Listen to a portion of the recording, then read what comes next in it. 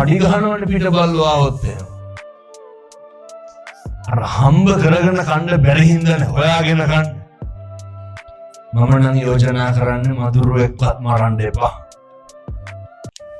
මදුරුවෙක්වත් මරන්න එපා. ඔය පූසෙක් කරවල කෑල්ලක් එහෙම හොරෙන් කෑවොත් ආයකට බත් දෙන්නේ නැහැනේ මලකට කවදාවත්. ඒක හොරා කන එක පූසගේ වැඩක් නේ. අපි පූස ගන්නට වැටලා වැඩක් තියෙනවා. කන නොකන එක උන්ගේ වැඩක්. අපි දෙන්න පුරුදු වෙන්න. පින් සිද්ධ වෙනවනේ. ගෙදර ඉන්නකොට කරන්න ඕනේ ඒවා මම මේ කියන්නේ. ගෙදර ඉන්නකොට මදුරෝ කණ එක දුහුලන්න පුළුවන්, කෑ ගහන එක දුහුලන්න පුළුවන්. කණ එක හොඳයිනේ.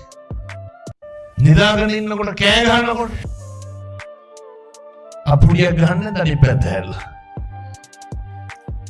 මදුරුවා මැරෙනවනේ එතකොට. මදුරුවා මැරුවේ කාලද කෑ ගහලාද? දැන් ඔය පූසොන්ට සමහර පූසෝ ඉන්නවා. ඒකට කන්න දීලා පතකාත තියෙනකොට වයි ගෑස් ගන්න නැද්ද? එතකොට ඉතින් පයින් ගහලා දොරවනවා. පූස කෑ ගහන එක දරා ගන්න බෑනේ අපිට එහෙම නෙනේ. අර කෑ ගහන එක උල්ලන්න බැරි හින්දා ඒකට ගහනවා. පින්ද පවුද? ඒක දන්නවනේ ඉතින් පව් කියලා. අපූර්වට ඇත්තෝ කියනවා පව් තමයි කරන්න දෙයක් නැහැ කියලා. කියන්නේ නැද්ද? අපිටත් කියන්න තියෙන්නේ පව් තමයි කරන්න දෙයක් නැහැ.